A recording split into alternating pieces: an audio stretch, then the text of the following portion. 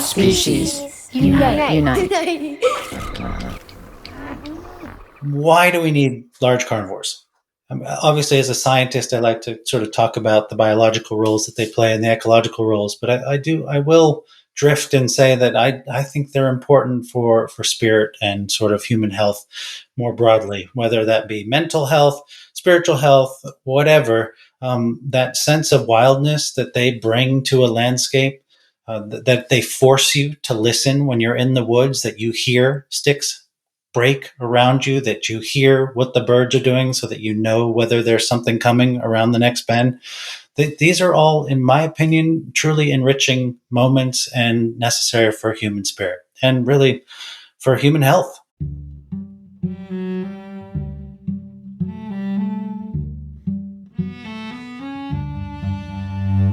Hi, I'm Elizabeth Novogratz. This is Species Unite. We have a favor to ask. If you like today's episode and you have a spare minute, could you please rate and review Species Unite on Apple Podcasts or wherever you listen to podcasts? It really helps people to find the show.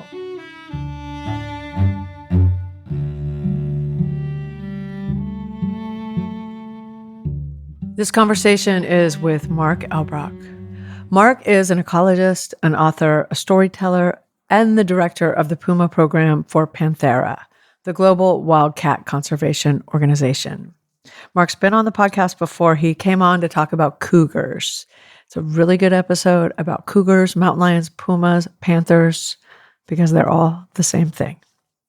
And he's back today because a lot of people in the scientific community, and this is backed by research, have claimed for years that cougars or mountain lions would return to their historic range in the eastern United States sometime in the next 10 or 20 years. But there's a new study from Panthera that says that this isn't true, that cougars wouldn't make it to the East Coast on their own, even by 2100, which means if we want them here, and we do, because large predators make ecosystems much more resilient.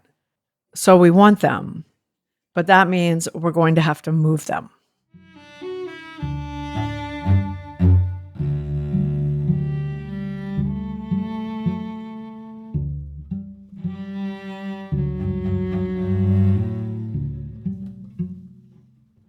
Mark, it's good to see you again. Welcome.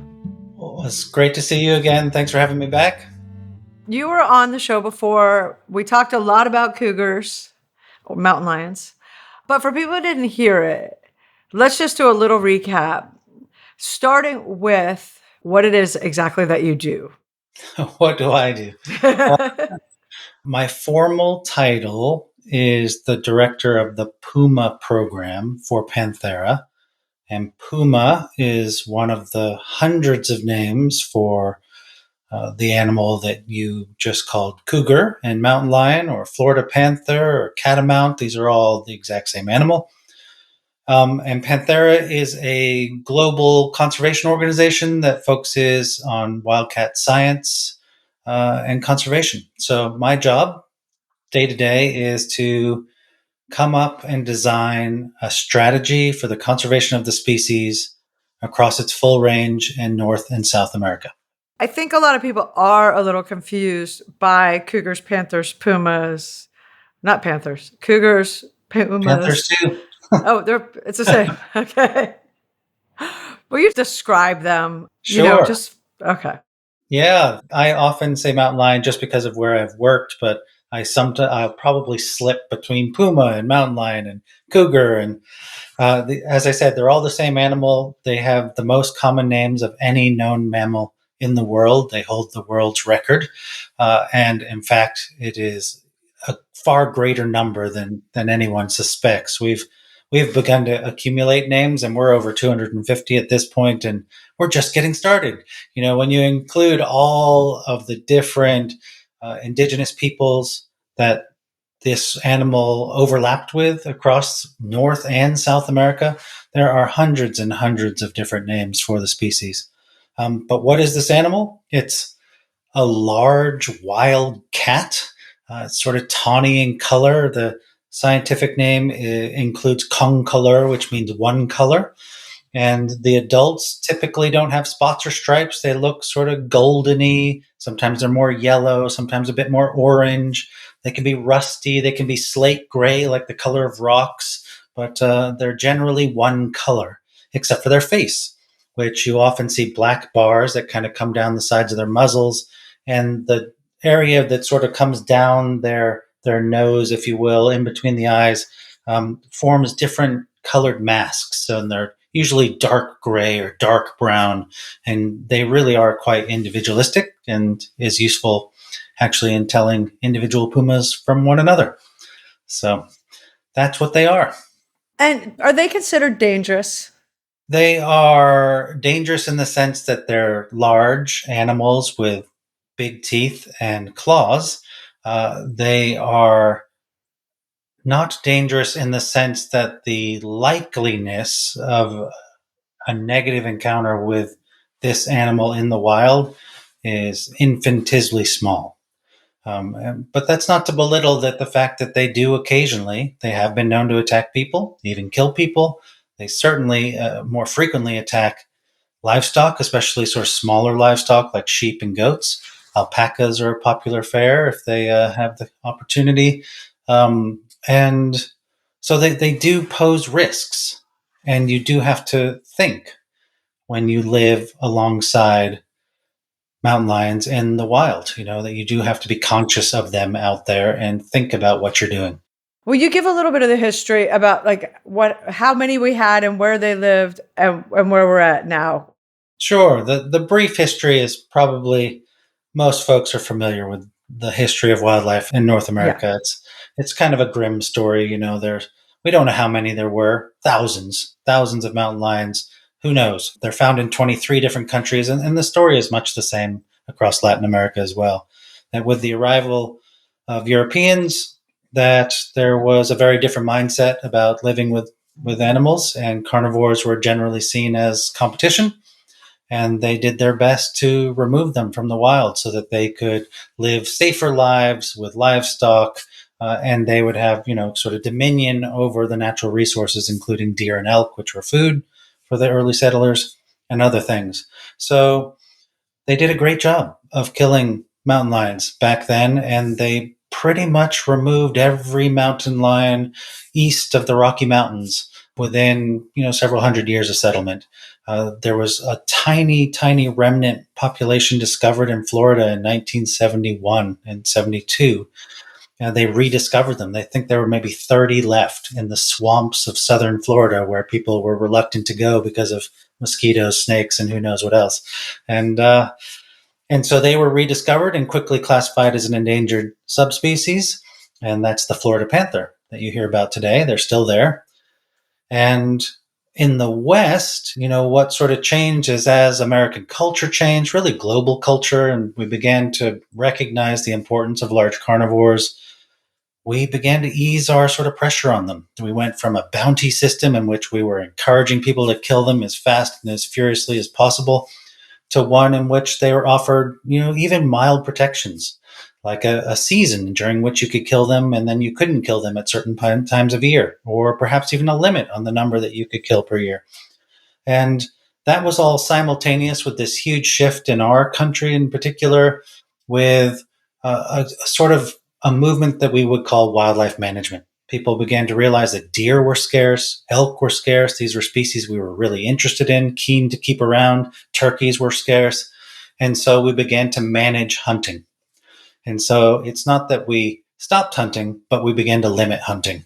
And in that process, we began to see these game species like deer and elk, these sort of popular game species, begin to rebound across North America. So we were simultaneously reducing our pressure on carnivores and releasing their primary prey. So we were sort of creating an opportunity for them to bounce back.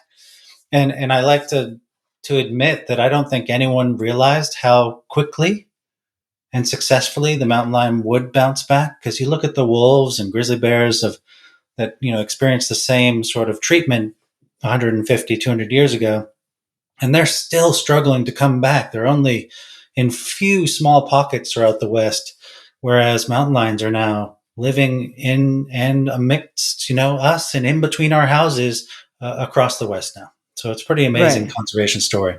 I know you said most people know the story of predators in the US. They don't, actually. I'm in New York. I was at a breakfast this morning. It's climate week. And I was talking about wolves and the need for predators. And people are like, what?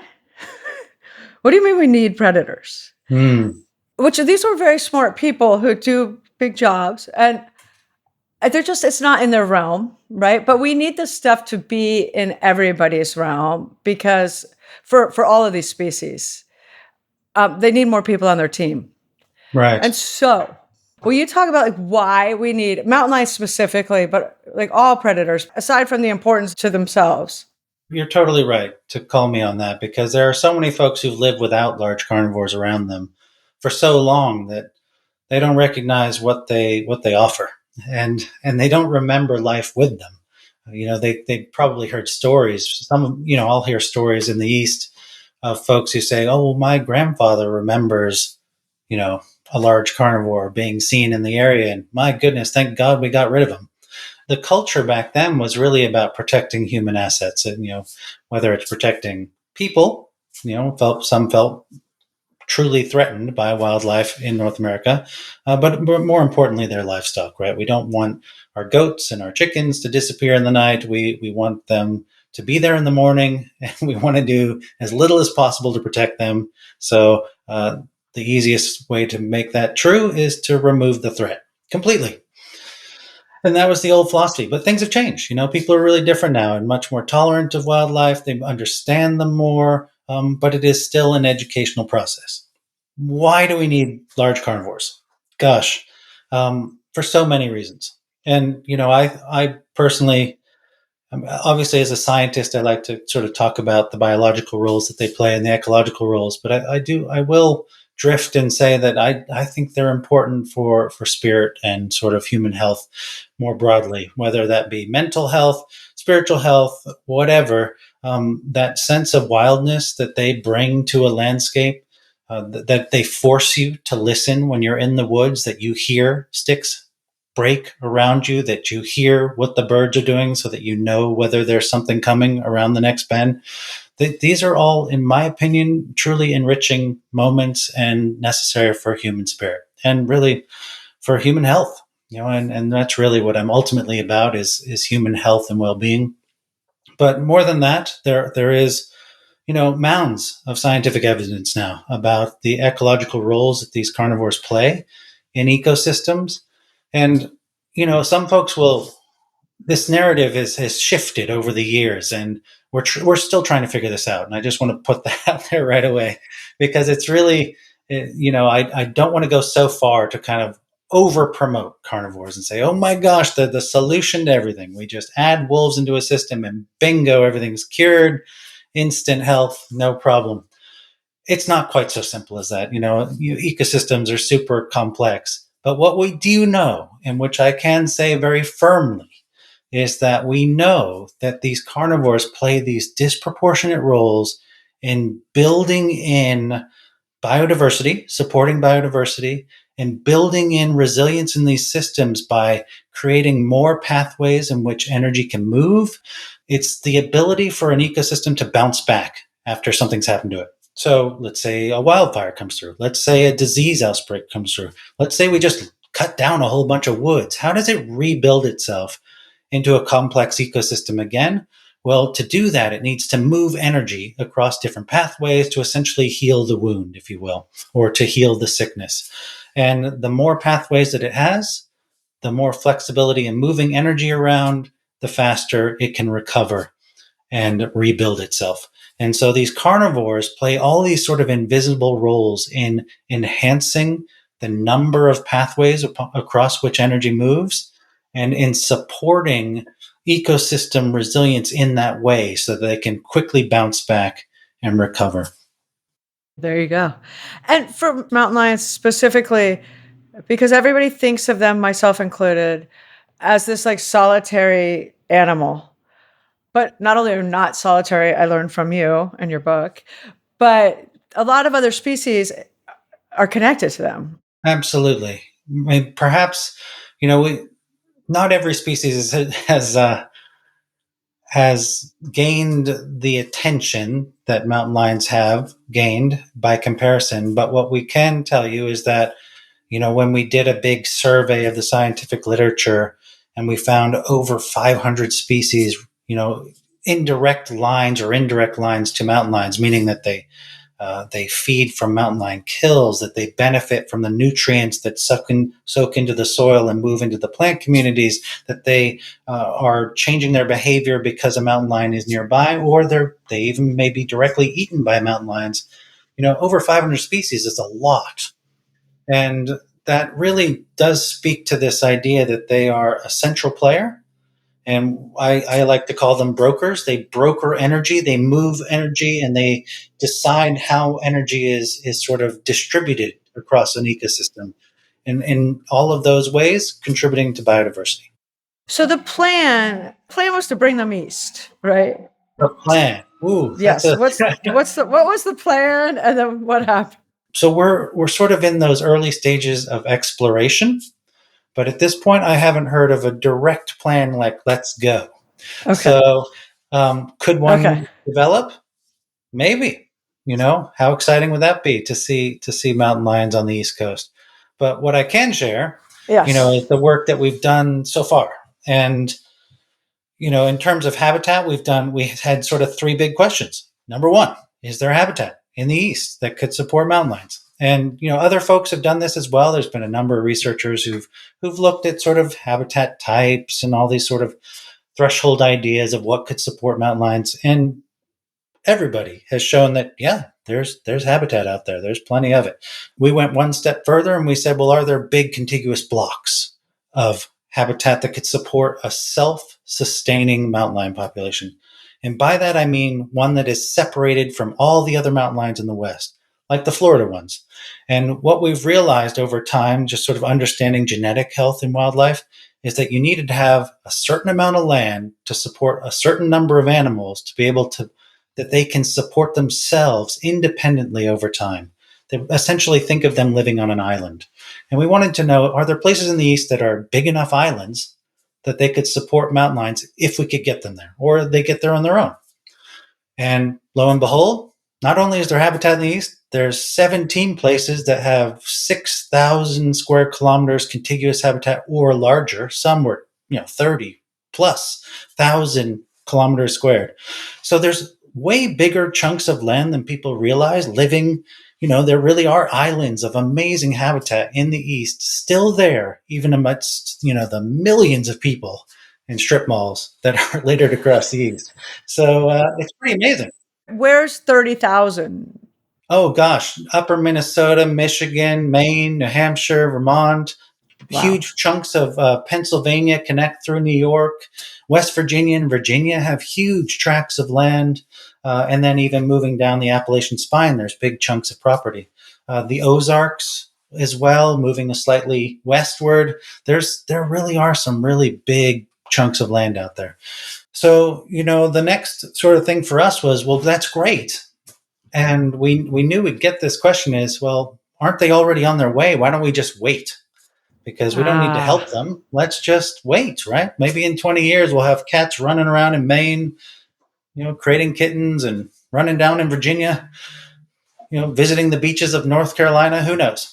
And so we set out, we hired a postdoc named Tom Glass to do that work, to lead that work. And we worked as a team. And the model that was built was this incredible model built on the natural history of mountain lions. And we interviewed people across the West to find out where we knew that mountain lions were breeding as of now. And, the short story is, based on all of this great modeling, all of this dispersal data of actual mountain lions moving across landscapes in the West, we were able to forecast how long it will take for cats to move from where they are in the West to the East Coast. Well, or at least we could predict out a certain amount of time to say how far will they get towards the East Coast, say within the next 70 years, which is what we did. We said by 2100, where will cats be? And there are a couple of things that I think are really important for folks to consider. There's dispersal, which is cats just taking off from wherever they were born and going to look for a home. Males in mountain lions almost always disperse. They call them a male obligate disperser. So it means that males pretty much always leave. And the assumption is that they don't want to be anywhere near their mothers or their sisters or any other female they're related to. They want to get as far away as possible and create their own little kingdom where they can reign king. And so males just keep going, and they're looking for that social opportunity. And so those cats that move eastward, where there might not be any females, they keep going. So they just kind of keep going. And we can see that, for instance, in 2011, there was a mountain lion that was killed in Connecticut on a highway. And using genetics, they were able to see that male actually traveled there on his own up through the Great Lakes and then down and through New England.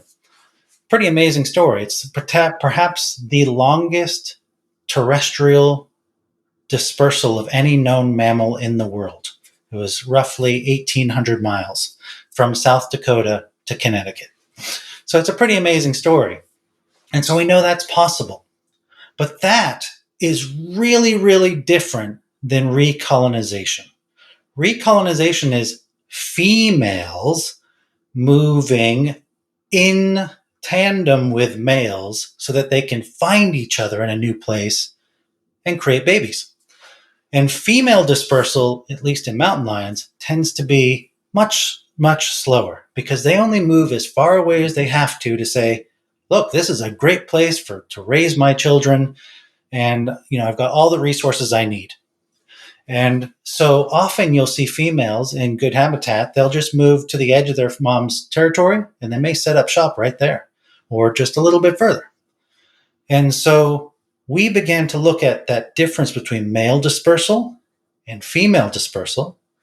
And then we wanted to see how often were they going to be in the same place at the same time, given all of the ways that they could die on the way, highways and hunting and natural mortality of disease, et cetera, which we incorporated into the model. And how fast will actual recolonization occur?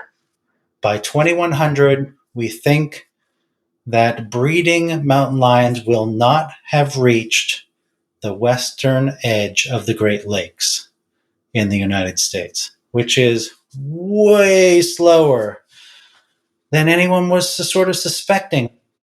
Does that mean moving them? That's where we could go. So based on this work, if we want mountain lions in the East, what we feel it is safe to say at this point, based on this work, is the only way to get them there is to bring them. Right.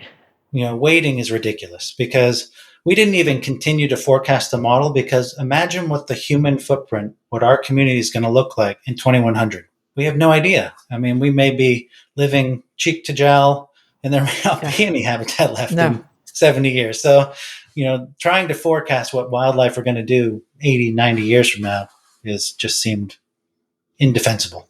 I'm sure there's a lot of people for and against moving them to the east. So the benefits of moving them to the east, is it the same, the ecological benefits? You bet. These are these fragile systems that everybody know are in great need of sort of revitalization. And so large carnivores can be part of that, I won't call it solution, but it's sort of part of the strategy to revitalize. But I would go again further, not just the ecosystems, but to revitalize the people of the East, to kind of really bring back the idea of large carnivores by suddenly living alongside them, which I think people would find incredibly exhilarating. I know that sounds crazy, but I think people would. So we have done some social work too, and I can share a bit about that. So yes, please.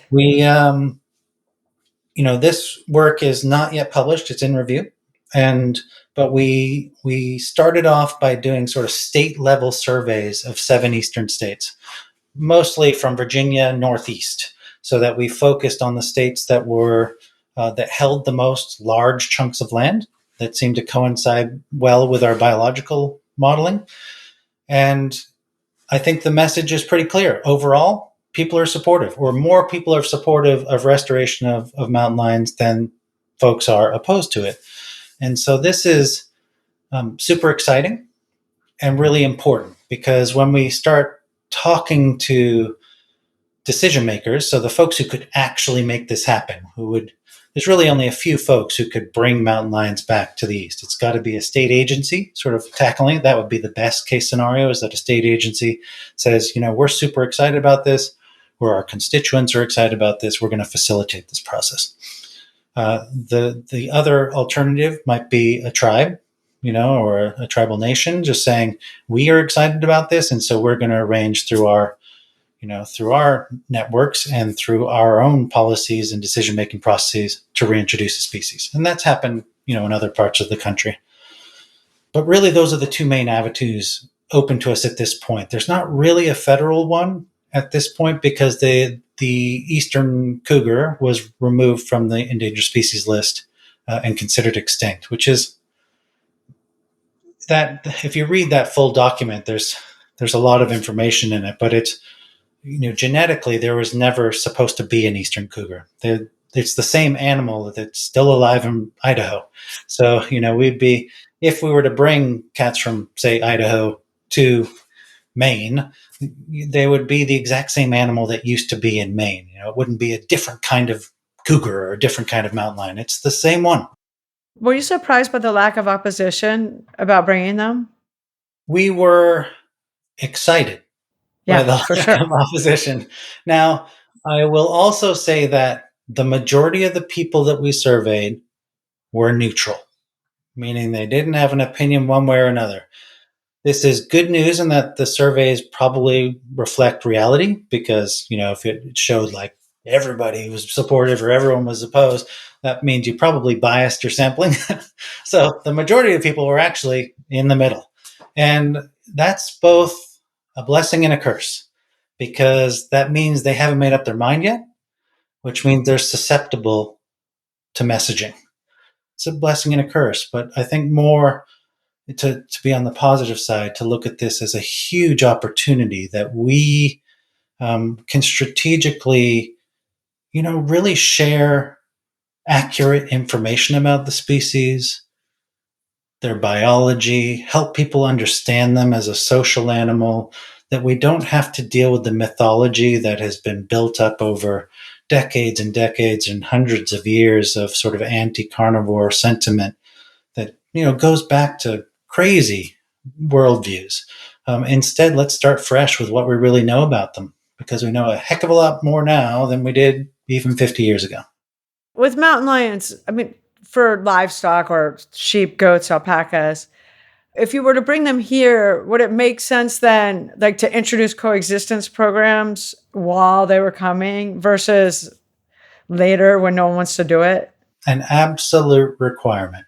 And, that is, that's an absolute requirement in the West where they exist as well. Like we are actively, that's a lot of our work in the West is about testing what works. So what kind of fence works?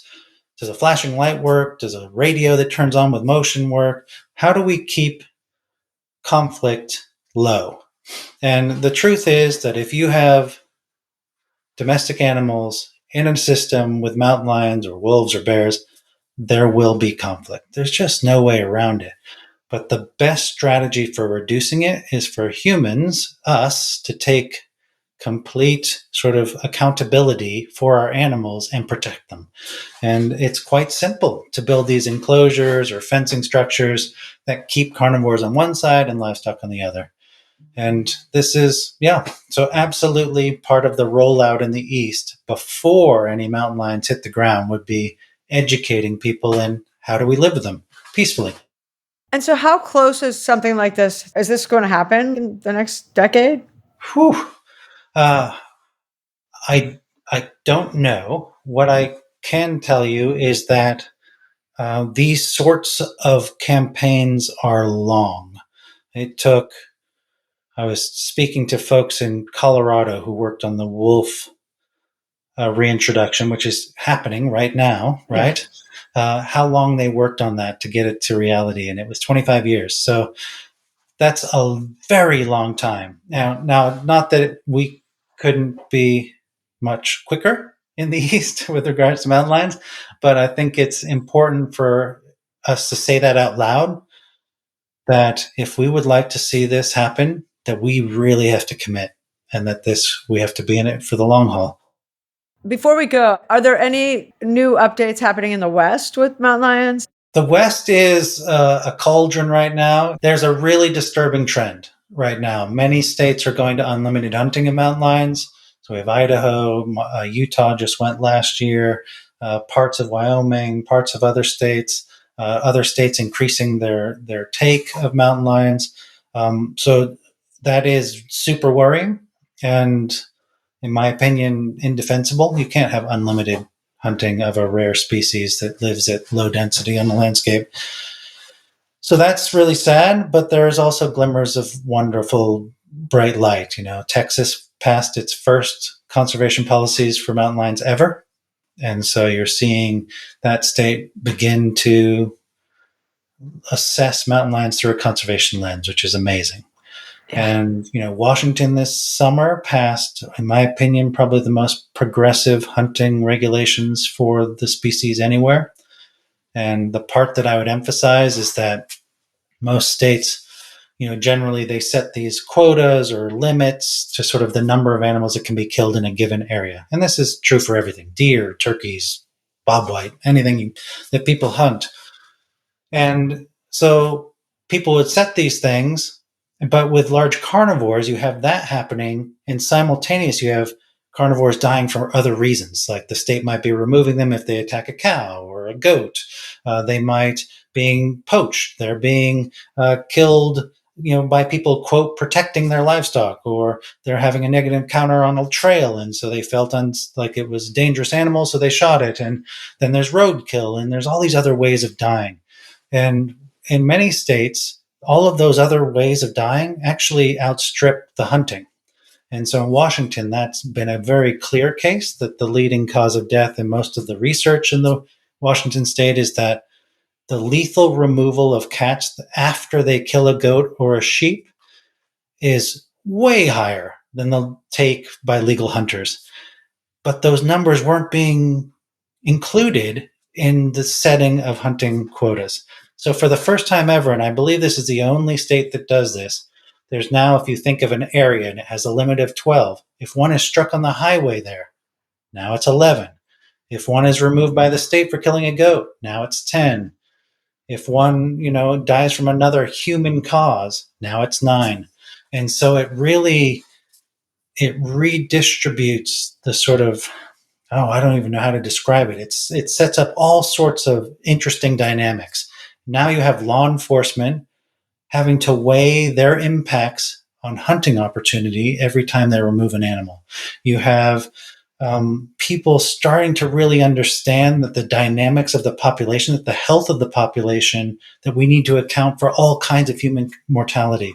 And these are really exciting, in my opinion, progressive steps to coming up with a much more defensible, compassionate, and balanced view of managing carnivores in the West. So that's exciting.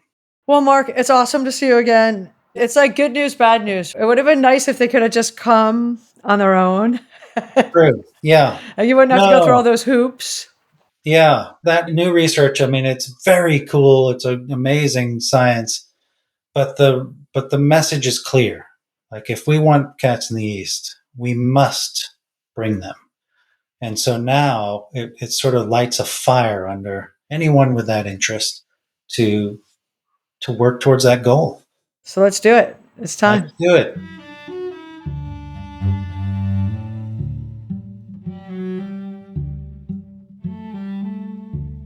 To learn more about Mark, to learn about Panthera, go to our website. We'll have links to everything. We're on Facebook and Instagram at Species Unite. If you have a spare moment and could do us a favor, please subscribe, rate, review on Apple Podcasts or wherever you listen to podcasts. It really helps people find the show. I would like to thank everyone at Species Unite, including Gary Knutson, Caitlin Pierce, Amy Jones, Paul Healy, Santina Polke-Link, Sam Kosel, Ciara Dolan, and Anna Kallner, who wrote and performed today's music. Thank you for listening. Have a wonderful day.